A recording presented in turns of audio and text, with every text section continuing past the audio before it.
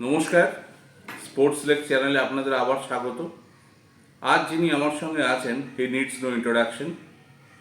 তিনি অতীতের দিকপাল ফুটবলার সৌমিত্র চক্রবর্তী, যিনি বিজয়ান আঞ্চেরি থেকে শুরু করে সত্যজিৎ চট্টোপাধ্যায়, দেবজিৎ ঘোষ, ষষ্ঠী দ্রোদের মতো স্বনামধন্য ফুটবলারদের সাথে ড্রেসিং রুম শেয়ার করেছেন।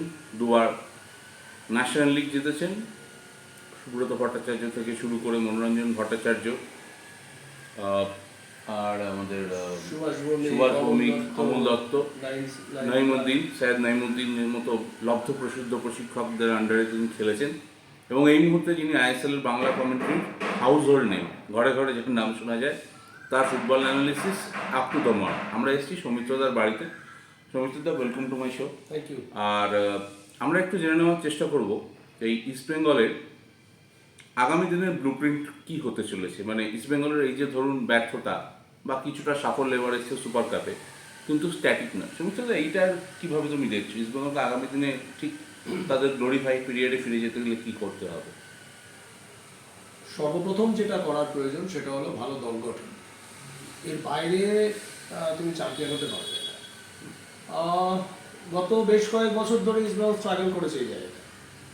টিম বিল্ডিং লেটে স্টার্ট করেছে। স্পেশালি আমরা যদি দেখি আইএসএল কয়েক বছর খেলছে, যে ক বছর খেলেছে লেট স্টার্ট করেছে, কিন্তু এই একই জিনিস এটা কিন্তু বছরের পর বছর সমর্থকেরা মেনে নেবে না। কারণ ইস্টবেঙ্গল একটা নাম, ইস্টবেঙ্গল একটা ব্র্যান্ড, তার সঙ্গে যেই ইনভেস্টার বা যেই স্পন্সর জড়িয়ে থাকুক, ইস্টবেঙ্গলের কিন্তু আলাদা একটা আইডেন্টিটি রয়েছে সারা বিশ্বে।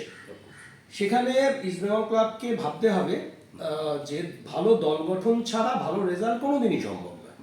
সেটা তুই বিশ্ব ফুটবলের বাজারেও একই কথা প্রযোজ্য। রিয়াল মাদ্রিদ, আজকে যদি আমরা রিয়াল মাদ্রিদের দিকে তাকাই, ম্যানচেস্টার সিটির দিকে তাকাই, তাহলে আমরা সেই কথাটা প্রমাণ পাই। দুটো উপায় আছে। এক হলো যে পয়সা দিয়ে ভালো দল গঠন, আদারওয়াইজ তোমার জুনিয়র টিম থেকে আন্ডার 19, আন্ডার 21 এই জায়গা থেকে তুমি কোনো প্লেয়ার তুলে আনতে পারছো কিনা, এই দুভাবে টিম করা হয়। সেটা সারা বিশ্ব ফুটবলেই প্রচলিত। তো ইস্টবেঙ্গলের এই দুটো জায়গাতেই খামতি থেকে যাচ্ছিল গত বছর পর্যন্ত। তবু বলবো যে গত বছর কিছুটা বেটার রেজাল্ট অবশ্যই হয়েছে। দীর্ঘ বছর পরে ট্রফি পেয়েছে সুপার কাপের মতো। এবং এবছর যেটা সবথেকে ইম্পর্টেন্ট ফ্যাক্টর, যে সুপার কাপ চ্যাম্পিয়ন হওয়ার পরে এএফসি কোয়ালিফায়ার্স, এএফসি কাপের কোয়ালিফায়ার্স, চ্যাম্পিয়ন্স লিগের কোয়ালিফায়ার্স বা এএফসি কাপ কোয়ালিফায়ার্স, সেখানে ফেজ 2-তে বোধহয় খেলবে, প্লে অফে হয়তো নিচ থেকে মানে কোয়ালিফাইং রাউন্ড থেকে খেলবে। একদমই। সেখানে কিন্তু জাতীয় একটা মর্যাদা জড়িয়ে আছে, ন্যাশনাল প্রাইড। অ্যাবসলিউটলি। সেখানেই ইস্টবেঙ্গলকে এবছর ভাবতে হবে। এবছর কিন্তু আর সেই দল গঠনের তালবাহানা করলে কোনো জায়গা নেই, সেখানে দেশের মর্যাদা ক্ষুণ্ণ হবে। অতীতে ইস্টবেঙ্গল খুব ভালো রেজাল্ট করেছে, এফসি কাপে সেমিফাইনাল অবধি উঠেছে।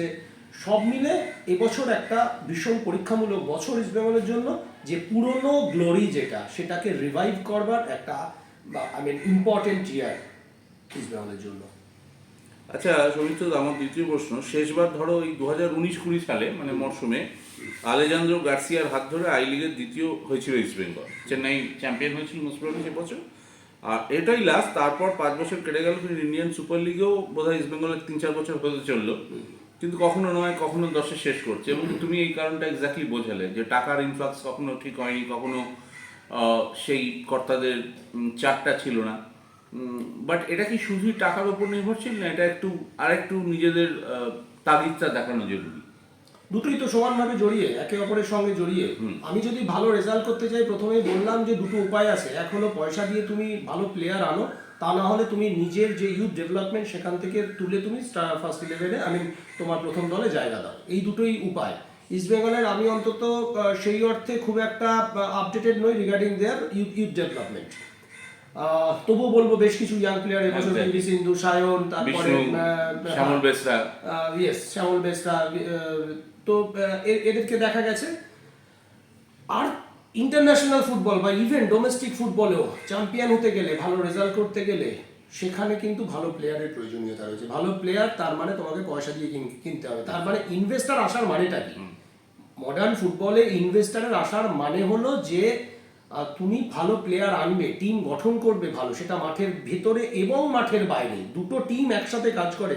শুধুমাত্র এটা ভাবার কোনো কারণ নেই যে যারা চ্যাম্পিয়ন হচ্ছে তারা শুধু মাঠের ফুটবলটা প্লেয়াররা খেলছে বলে চ্যাম্পিয়ন হচ্ছে, নট দ্যাট। ড্রেসিং রুমের কি পরিবেশ, তোমার ফুল ম্যানেজমেন্টের সঙ্গে প্লেয়ারদের যে কোহেশন, সেইটা কতটা প্রপার ওয়েতে কন্টিনিউ হচ্ছে, সেইভাবেই কিন্তু একটা টিমের সাফল্য আসে। ইস্টবেঙ্গলের যেটা বললাম যে প্রতি বছর লেট করার জন্য, দল গঠনে দেরি করার জন্য কি হয়, দেশীয় ভালো প্লেয়ারদের পাওয়া না পাওয়াটা প্রশ্নচিহ্নের মধ্যে চলে আসে। এবছর বেশ কিছু ইন্ডিয়ান প্লেয়ার সাইন করেছে, যেমন হরমনজোত সিং খাবড়া, মানে আমি গত বছরের কথা বলছি, খাবড়া, মন্দার, Nishu Kumar, if I am not wrong they all have past their prime, এটাকে অস্বীকার করা যায় না। তার সঙ্গে সঙ্গে বিষ্ণু, তারপরে সায়ন, এদেরও ডেভেলপমেন্ট হয়েছে, দুটোই হয়েছে। কিন্তু এই যে ভারতীয় এবছর যেমন ঝুঁকছে, যেটা রিউমার চলছে, আপুইয়াকে সাইন করানোর প্ল্যান রয়েছে, তার মানে সুরেশ করেছে, তার মানে পয়সা ছাড়া তো এরা আসবে না। তার মানে তোমার পয়সাও দরকার, গুড প্ল্যানিংও দরকার। আমি ইন্টারন্যাশনাল ক্লাব ফুটবল খেলতে যাব, সেখানে এমন টিম আমাকে করতে হবে যেখানে পা জমানো যায়, যেখানে জিততে হয়, মানে জেতা যায়, জেতাতে কোনো সমস্যা হবে না, লড়াই করা যায়। আর বারবারই একটা কথা বলবো যে ইস্টবেঙ্গল নামটাই শেষ কথা। আর এবছর আমার সেই নামটার পুনরুদ্ধারের জন্য, যেটা হারিয়ে গিয়েছে সেটার পুনরুদ্ধারের জন্য ভালো দল গঠন, এবং এই বছর যেটা বললাম ভীষণ গুরুত্বপূর্ণ বছর, যে খুনোস যে এবছরই সেই যেটা আমরা রিভাইভাল বলছি, ইস্টবেঙ্গল এবছরই তার মানে এবছরের মাধ্যমে, এই টুর্নামেন্টের মাধ্যমে সেটাকে পাবে। সেই জন্য ভালো দল গঠন, দেশীয় শুধুমাত্র 4টে 5টা 6টা ভালো বিদেশির ওপর নির্ভর করলে একটা জায়গায় গিয়ে কিন্তু তুমি বন্ধ হয়ে যাবে। কারণ দেশীয় প্লেয়াররা যে আর্জেন্সি, যে রিকোয়ারমেন্ট থাকবে, যে ডিজায়ার থাকবে তাদের, সেটা খুব সম্ভবত সব বিদেশিদের থেকে তুমি এক্সপেক্ট করতে পারো না। কিছু বিদেশি অবশ্যই রয়েছে, রয় কৃষ্ণা, অ্যাড্রিয়ান লুনা, এদের মানসিকতা, পেট্রাতস, এদের মানসিকতা একেবারেই অন্যরকম। তারা যখন মাঠে কন্ট্রিবিউট করে 100 কেন 100-এর বেশি পার্সেন্টেজ কন্ট্রিবিউট করে, তাদের অ্যাটিটিউড অন্যরকম। কিন্তু দেশীয় খেলোয়াড়, ভালো খেলোয়াড় ইস্টবেঙ্গলকে কালেক্ট করতেই হবে, সাইন করাতেই হবে। এবং আমার মনে হয় এবছর বেশ কিছু প্লেয়ার তারা সাইন করাতে পারবে, বিকজ ইস্টবেঙ্গল এবছর ইন্টারন্যাশনাল ফুটবলে আবার ফিরে যাচ্ছে। এই সুপার কাপ জেতাতে, যেটা একটা ভীষণ লাভবান হয়েছে ইস্টবেঙ্গল টিম, যে ইনভেস্টররাও কিন্তু সেই আর্জেন্সি, সেই সেই এটা ফিল করবে, ইয়েস, এক্সপেকটেশন থাকবে তাদের। তারা দল ভালো গঠন করার জন্য যে পয়সাটা প্রয়োজন তারা কিন্তু সেটা দিতে হবে, না হলে তো ভারতের মর্যাদা ক্ষুণ্ণ হবে। তার সঙ্গে সঙ্গে ইস্টবেঙ্গল ক্লাবের মর্যাদার পুনরুদ্ধার করা সম্ভব যদি ভালো টিম গঠন করা যায়। আচ্ছা, একটা কোয়েশ্চেন সৌমিত্রদা, এবার আমি কম্পারিজনের জন্য বলছি না, just for the sake of knowledge, because তুমি টেকনিক্যাল পার্সন। মোহনবাগানের নতুন ইনভেস্টর জবে থেকে এসছে, ধরো একটা হিউজ টাকা ইনফ্লাক্স করেছে তারা। প্রথম বছর হয়তো সাফল্য পায়নি, ফাইনাল খেল হেরে গেছিল, কিন্তু তারা কনসিস্টেন্ট এবং একটা কোর টিম ধরে রাখে। মোহনবাগানের ওই 2-3টে 4টে চেঞ্জ হয়, এটা কি একটা ওদের ক্ষেত্রে বিরাট অ্যাডভান্টেজ হয়ে যাচ্ছে পরপর? অ্যাবসলিউটলি, সেটাই তো নিয়ম। তুই যে কোনো দিকে যা, তুই ওয়ার্ল্ড ফুটবলে তুই বড় বড় ক্লাবগুলোর দিকে যা, আমি দেশের ফুটবলে আসছি না, ওয়ার্ল্ড ফুটবলের বড় বড় ক্লাব দিকে যা, কিছু কোর অফ প্লেয়ার্স তারা কিন্তু রিটেইন করে ক্লাব, তারপরে আস্তে আস্তে নতুন নতুন প্লেয়ার উঠে আসে, তাদের জায়গা নেয়। রিয়াল মাদ্রিদকে নিয়ে নে, লুকা মডরিচ, টনি ক্রুজ এখনো খেলছে, কিন্তু লুকা মডরিচ মাঝে মাঝে সাবস্টিটিউটেড হচ্ছে বা পরে আসছে, তার জায়গায় ব্রাহিম দিয়াজ থেকে শুরু করে গুলের, এরা কিন্তু আস্তে আস্তে নিজেদেরকে মেলে ধরছে। তার মানে এই যে অ্যাকচুয়ালি কি, তুই 11টা ইয়াংস্টার নিয়ে তো খেলা যাবে, মানে তুমি বলছো ট্রানজিশন ফেজটা খুব সাবধানে করতে হবে। অ্যাবসলিউটলি, কিছু প্লেয়ারকে রাখো, এই যে প্ল্যানিং, একটু আগে যেটা আমরা আলোচনা করছিলাম যে শুধু টাকা আমি দিয়ে দিলাম দরাজ হাতে, টিম করে নিলাম, যা তা একটা টিম করে নিলাম, এটা কিন্তু নয়। এরকম বহুবার হয়েছে ক্লাব ফুটবলে, যে আমি 98-এর কথা বলবো, আমাদের স্টারের টিম, বিজয়ান, আনচেরি, ওয়াসিম, শামির আব্বাস, না মোহনবাগান 98-এ, বিজয়ান, ওয়াসিম, শামির আব্বাস, তারপরে চিমা, তো তার সঙ্গে আমরা বাঙালিরা অলরেডি নিজেদেরকে প্রমাণ করেছি, দেবজিৎ, আমি, হেমন্ত ডোরা, সত্যজিৎ চ্যাটার্জি, কে নয়, সেই টিম কিন্তু ন্যাশনাল লিগে 6th হয়েছিল। তো তার মানে কি দাঁড়ালো, এই যে ট্রানজিশন পিরিয়ড, তুমি সিনিয়র কিছু প্লেয়ার থাকবে, তার সঙ্গে জুনিয়রদেরকে তুলে আনতে হবে, এই যে একটা কম্বিনেশন, সিনিয়র জুনিয়রের কম্বিনেশন, তার সঙ্গে আমি যেটা বারবার বিশ্বাস করি যে ড্রেসিং রুমের স্থিরতা, সেইটা ভীষণ গুরুত্বপূর্ণ। ড্রেসিং রুমের আনন্দ, ফুটবলাররা কি আনন্দ করে খেলছে, সেইটা সব থেকে গুরুত্বপূর্ণ। আচ্ছা, তুমি তো দুটো ড্রেসিং রুমেরই পার্ট ছিল, ইস্টবেঙ্গলেরও পার্ট ছিল, মোহনবাগানেরও পার্ট ছিল। একটা কথা মানে ময়দানে প্রচলিত ছিল, যে আমরা ছোটবেলা থেকেও শুনেছি, ইস্ট বেঙ্গলের ড্রেসিং রুমের এই যে ভোকাল টনিক বা এই যে চার্জ আপ করার একটা এটা has been different from other teams and Swapan Bal use to play a major role in it. Do you think East Bengal miss Swapan Bal somewhere now? আমি এর মধ্যে একটুখানি বলি যে মডার্ন যে যুগ তাতে হয়তো এই জিনিসের এফেক্টটা কিছুটা কমেছে। আচ্ছা, আমাদের সময় পর্যন্ত যার কথা বলছিলি সেই ভদ্রলোক একেবারেই সঠিক কথা বলেছিস, অনবদ্য, মানে কিছু কথা, কিছু তার বডি ল্যাঙ্গুয়েজ, সেগুলো একদম ডিফারেন্ট, সেগুলো অবশ্যই ইস্টবেঙ্গল ক্লাব মিস করে। তিনি রীতিমতো ইস্টবেঙ্গল নিবেদিত প্রাণ ছিলেন স্বপন বল। কিছু কিছু এক্সাম্পল, যেমন একটা নিয়ম ছিল যে বাস যখন ইস্টবেঙ্গল গেট থেকে বেরোবে, ভুল করেও বাস যেন চাকা প্রথম স্টার্টটা পেছনে হবে না, কোনো চান্স নেই, মানে ফ্রন্টে হবে একদম কোনো চান্স নেই। সেখানে প্রচন্ডভাবে উনি রেগে যেতেন। তারপরে সল্টলেক স্টেডিয়াম থেকে, তখনকার দিনে সল্টলেক স্টেডিয়াম যেমন ছিল, ডান দিকে যখন বাসটা টার্ন করছে উনি কিন্তু তখন থেকে গেটে নেমে পড়বেন। এই যে কিছু কিছু ব্যাপার স্যাপার ওনার ছিল। তারপরে ছিল কোনো প্লেয়ার, কোনো সবুজ বা মেরুন ইস্টবেঙ্গল ক্লাবে কিছু পড়ে যেতে পারবে না, ডেঞ্জারাস কোনো রকম ওইসব জায়গা নেই, তাহলে তাকে মানে যা তা বলবে। তো অবশ্যই এরকম কিছু কিছু ক্যারেক্টার থাকে। তবে আমার কোথাও মনে হচ্ছে যে মডার্ন ফুটবলে বোধহয় এই ভোকাল টনিক বা এই ধরনের পেপ টক খুব একটা এফেক্ট করে না, আনলেস আনটিল টিমটা সেই লেভেলে পৌঁছচ্ছে। আচ্ছা, তার মানে কি পেপ টক কেউ দেয় না? এই যে পিকে ব্যানার্জির ভোকাল টনিক এত প্রসিদ্ধ, আস্তে আস্তে কি হলো যে জিনিসটা একটু স্থিমিত হয়ে গেল। সেই ক্যারেক্টারও দরকার। ইভেন সুভাষ ভৌমিকের যে ফিজিক্যাল অ্যাপিয়ারেন্স, বলার কায়দা, সেটা একটা পিকে ব্যানার্জির একটা সমতুল্য। তো অবশ্যই এই ক্যারেক্টারগুলোর স্পোর্টে দরকার, কারণ যতক্ষণ না তুই ভোকাল হচ্ছিস, যতক্ষণ না তুই প্লেয়ারদেরকে বোঝাতে পারছিস এবং প্লেয়ারদের সেই বিশ্বাস আর্ন করতে পারছিস, প্লেয়াররা তোর উপর বিশ্বাস করবে না। এই যে অ্যান্টোনিও লোপেজ হাফাজের কথাই আমরা যদি ধরি, পুরোপুরি যেন মনে হলো হাফাজের পুনর্জীবন ঘটলো তার সঙ্গে সঙ্গে মোহনবাগানের। এবং তুমি যখন তোমার কমেন্ট্রিগুলো শুনেছি, তুমি বলছিলে যে যেভাবে জুয়ান ফেরান্ডোর আন্ডারে মোহনবাগান 3টে হেরেছে, হাবাস এসে র্যাডিক্যাল চেঞ্জ।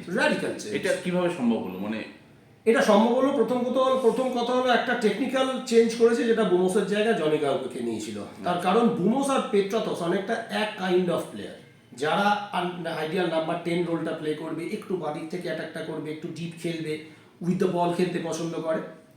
সেখানে জনি কাউকোর মতো একজন বক্স টু বক্স মিডফিল্ডার এনে ফেললেন এবং ফিজিক্যাল প্রেজেন্স জনি কাউকোর। তুই যদি দেখিস তাহলে ফেরান্ডোর সময় যে মোহনবাগান যে ফরমেশন খেলছিল সেই ফরমেশনই কিন্তু হাবাসও কন্টিনিউ করেছে। ব্যাক-3 সামনে দুজন যে সেন্ট্রাল মিডফিল্ডার, ডিফেন্সিভ ব্লকার দুজন, তার মধ্যে দুজনই সূর্যবংশী থাপা। আমি বলছি যে ফেরান্ডোর আমলে দুজন ইন্ডিয়ান প্লেয়ার খেলছিল, আইদার দীপক টাওয়ারি অনিরুদ্ধ থাপা বা এই ধরনের একটা কম্বিনেশন চলছিল, ওই মাঝখানটায় কেউ খেলছিল না। তো সেখানে একজন কোয়ালিটি ফরেন প্লেয়ারকে, বিগ বডি প্লেয়ার, তো সেখানে কিন্তু একটা ব্যাপক পরিবর্তন হয়ে গেল টেকনিক্যালি। এরপরে চলে এলো যে হাওয়াসের, এইবারেই আসছি যে হাওয়াস প্লেয়ারদেরকে স্বপ্ন দেখাতে পেরেছে, বোঝাতে পেরেছে যে তো আমার টিমের যা কোয়ালিটি, আমরা এটা পারবো। এই যে কথাবার্তার কথা বলছিলাম, পেপটক এইখানে কাজ করে। নতুন টিম গঠন করলাম, গঠন করেই পেপটক দিলাম, সেটাই কতটা কি হবে আমি জানি না, কিন্তু খেলতে খেলতে খেলার মাঝখানে খেলার সিচুয়েশনকে বুঝে প্লেয়ারদেরকে যে মোটিভেট করা, সেটা হাওয়াস এবছর দুরন্ত করেছে। আচ্ছা, ধরো একজন টেকনিক্যাল পার্সন হিসেবে তোমার কি মনে হয় শেষ কয়েক বছরে মোহনবাগানের এই যে র্যাপিড উত্থান আর ইস্ট বেঙ্গলের কিছুটা হলেও পতন এবং এবছর কিছুটা রিভাইভ, কোচ ম্যানেজার হিসেবে কার্লোস একটা ট্রফি জিতেছে এবং কার্লোস অতীত ইন্ডিয়ান সুপার লিগ চ্যাম্পিয়ন হয়েছে, তো ওকে যদি ইস্টবেঙ্গল যেভাবে সাপোর্ট করছে বা করা উচিত, এবছর শুরু থেকে ধরলে তাদের সাফল্য পাওয়ার সম্ভাবনা কতটা? কুয়াদ্রাতকে অবশ্যই রাখতে হবে। শেষ দিকে কিছুটা খেলার বাইরে চলে গেছিলেন বলে আমার মনে হয় কার্লোস কুয়াদ্রাত, যে মাঠের বাইরের জিনিসগুলো মানে মেন্টালি উনি একটু শিফট করে গেছিলেন মনে হচ্ছিল। যে মানে সুপার কাপ জেতার পরে কিছু ডিসিশন তো ইস্ট বেঙ্গলের খুব খারাপ ছিল, যে বেশ কিছু প্লেয়ারকে ছেড়ে দেওয়া, কোনো সেটার এফেক্ট, তার বদলে যাদেরকে আনা হয়েছে তারা একেবারেই তাদেরকে ব্যবহার করতে পারেনি। হাঁটি বা ফেলিসিও ব্রাউনকে তো ব্যবহারই করা যায়নি। আর ভিক্টর ভাস্কেজ যে ফুটবলটা খেলেছে, সেটা আমরা সাধারণত অফিস খেলার এরকম ফুটবলটা খেলি, যে বয়স হয়ে গেছে খেলতে পারছি না, দাঁড়িয়ে বলটা ধরে একটু এগিয়ে দিলাম, তারপরে আবার হেঁটে গিয়ে তাকে সাপোর্টে গেলাম। এটা এখন আমরা অফিস ফুটবলে 25-50 মিনিটের ফুটবলে খেলার চেষ্টা করি, পারি না, কিন্তু স্টিল ওই রকম ধরনের ফুটবলটা খেলি, কিছুই পারি না এখন। ভাস্কেজকে দেখে আমার সেরকমই মনে হয়েছে। তো এই কিছু ডিসিশনগুলো ভুল হয়েছে। তবে আমি তাও বলবো যে যেহেতু কুয়াদ্রাতের মাধ্যমে ইস্ট বেঙ্গলের কিছুটা হলো রিভাইভাল হয়েছে, একটা শেপে লেগেছে এসছে। টিমটাকে, মোহনবাগানকে দুবার হারিয়েছে, এটা একটা বিরাট ব্যাপার। ইস্টবেঙ্গলের দিকে তুই যদি দেখিস যে 16 পয়েন্ট নষ্ট করেছে এগিয়ে থাকা অবস্থায়, তার মানে ডিফেন্সিভ যে ট্রানজিশন সেটার উপরে নজর দিতে হবে। আর সব মিলে আমি বলবো যে কার্লোস কোয়াদ্রাতকেই কন্টিনিউ করা উচিত, এবং তার সঙ্গে কথাবার্তা বলে প্লেয়ার বেশ কিছু যদি সিনিয়র প্লেয়ারও যুক্ত করতে পারে দল গঠনের জন্য কমিটি, সব মিলে এই যে আউটসাইডের লোকেদের যে কোহেশন সেইটা যদি ক্লিক করে তাহলে ইস্টবেঙ্গল কিন্তু আবার ইস্টবেঙ্গল রিভাইভাল হবে। আচ্ছা, সৌমিত্রদা অনেক ধন্যবাদ আমাদের সঙ্গে থাকার জন্য। আপনারা শুনলেন ইস্টবেঙ্গল সমর্থকরা, মোহনবাগান সমর্থকরা এবং বাংলার ফুটবল লাভাররা যে ইস্টবেঙ্গল টিমকে আগামী দিনে তাদের ব্লুপ্রিন্ট, তাদের রূপরেখা কীভাবে প্ল্যানিং করতে হবে, হোপফুলি তারা পারবে। সৌমিত্রদা, আমাদের দর্শকদের একবার তুমি একটু হাই করে দাও। Thank you, thank you, all দেখতে থাকুন আমার ভাইয়ের চ্যানেল। আচ্ছা, থ্যাংক ইউ, আপনারা সঙ্গে থাকবেন, বাই।